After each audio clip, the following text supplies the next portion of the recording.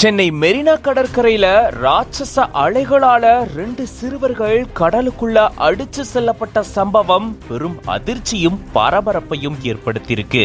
அதிர்ஷ்டவசமா மெரினா மீட்பு குழுவினர் பத்திரமா 2 சிறுவர்களையும் மீட்டிருக்காங்க. சென்னை மெரினா கடற்கரை பகுதியில 2 சிறுவர்கள் குளிச்சிட்டு இருந்திருக்காங்க. அந்த 2 சிறுவர்களும் பேசின் பிரிட்ஜ் பகுதியை சேர்ந்தவங்க அப்படின்னு சொல்லப்படுது.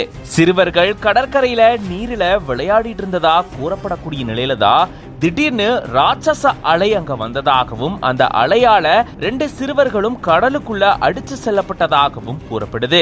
உடனடியா அங்க பணியில இருந்த மீட்பு குழுவினர் 2 சிறுவர்களையும் கடல்ல இருந்து பத்திரமா மீட்டிருந்திருக்காங்க.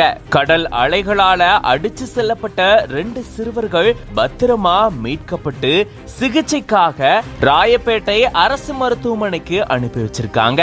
அங்க அவங்களுக்கு முதலுதவி சிகிச்சை அளிக்கப்பட்டிருக்கு. இது தொடர்பா அண்ணா சதுக்கம் போலீசார் விசாரணையை மேற்கொண்டுட்டு வராங்க.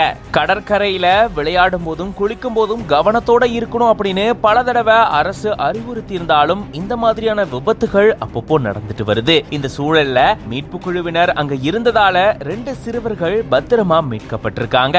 இவங்களுடைய இந்த செயலுக்கு பாராட்டுகளும் தெரிவிக்கப்பட்டிருக்கு.